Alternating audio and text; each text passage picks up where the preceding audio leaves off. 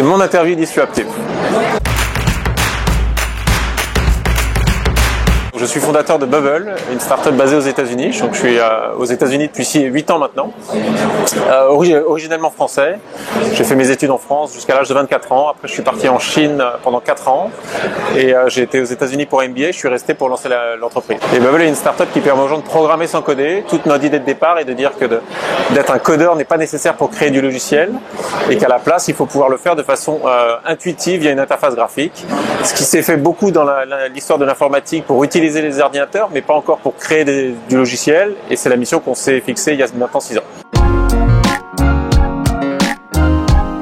Alors si c'est un utilisateur de Bubble, le meilleur moyen de se planter, c'est de ne pas apprendre à utiliser l'outil. C'est d'ailleurs quelque chose d'assez important dans notre message, c'est qu'il y a beaucoup de services qui vous disent vous pouvez créer un site sans coder en 5 minutes. C'est pas du tout ce que Bubble fait. Ce que Bubble fait, c'est qu'il vous permet de créer une application complexe, donc une web application. Donc ça veut dire une application avec une base de données qui peut se connecter avec des API, donc une application qui peut vraiment avoir de la logique sophistiquée.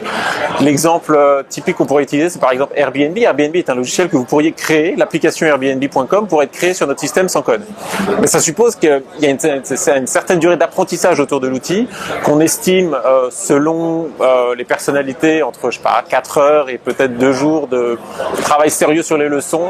Et il faut vraiment faire ça avant de se lancer et ne pas se lancer directement pour construire l'application, sinon ça se passera pas bien. Donc j'interviens sur l'intelligence artificielle à 18h30 et sur comment ça va transformer, impacter, peut-être détruire et peut-être créer de nouveaux business models. Pour être très honnête, on ne fait pas encore beaucoup d'intelligence artificielle avec Bubble, c'est un sujet qu'on regarde. La programmation visuelle est quelque chose où on peut aller très loin en étant ce que je dirais intelligent et pas forcément artificiellement intelligent. L'intelligence artificielle est quelque chose qu'on va rajouter sur la prochaine étape. Aujourd'hui, dans notre interface, il n'y a pas beaucoup d'intelligence artificielle et ça permet déjà d'aller très loin. Alors pour être honnête, je n'en sais rien, je n'ai jamais levé d'argent. Donc l'entreprise est entièrement autofinancée maintenant, on est une équipe de 9 personnes, on fait suffisamment de revenus pour payer tout le monde. On a fait un peu plus d'1 million l'année dernière, donc les choses se passent plutôt bien, mais je ne peux pas vous dire qu'on va faire les investisseurs. Peut-être l'année prochaine, si on décide de lever de l'argent, je ferai des expérimentations. Clairement licorne. Très bonne question, d'autant que être disruptif est un terme très galvaudé qu'on entend beaucoup.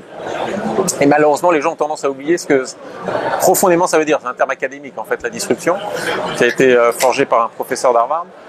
Ce que ça veut, pour nous, être disruptif, ça veut dire permettre à beaucoup plus de monde de faire quelque chose de difficile pour beaucoup moins cher.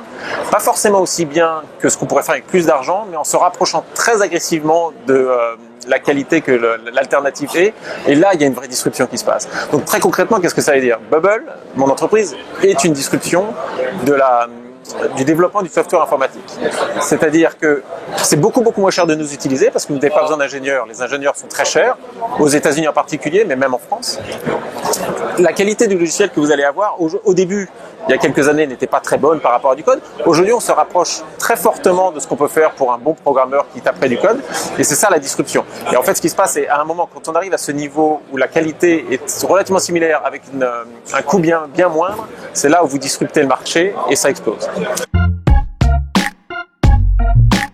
Une question très importante. Tech for Good, ça veut dire être sûr que la technologie résout les problèmes des gens et les problèmes de gens tout le monde.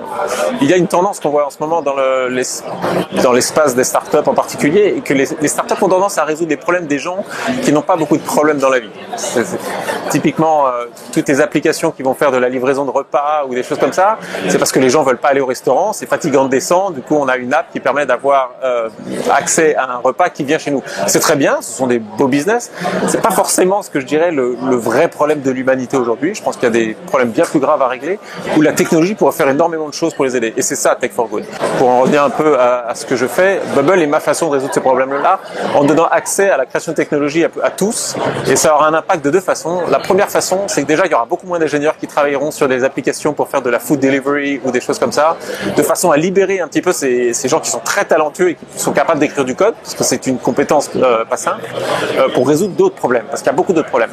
Et l'autre chose aussi est que ça permettra aux gens de lancer des projets sans avoir un besoin de capital aussi élevé qu'aujourd'hui. aujourd'hui, parce que si on réduit le coût d'accès à la technologie, ça permet aux gens de se lancer dans des endroits qui n'ont pas accès aux fonds d'investissement, qui ne sont pas basés à Paris, New York ou San Francisco, qui est vraiment le problème qu'on voit aujourd'hui. Aujourd'hui, les plus gros montants d'argent sont alloués à résoudre des problèmes des gens qui en moyenne entre 25 et 40 ans et qui gagnent très bien leur vie, et ça c'est un problème. Cosmonaute, mais bon, je crois que ça ne se fera pas.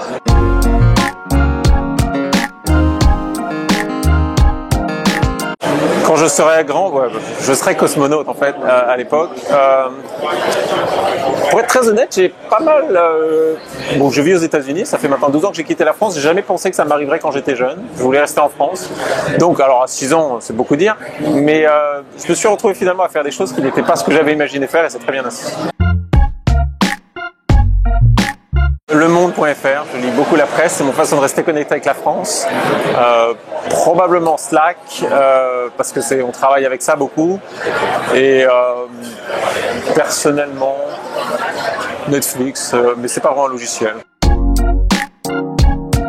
Merci beaucoup de m'avoir invité ici. Je suis ravi. J'espère que ce que j'ai dit fera du sens pour tout le monde.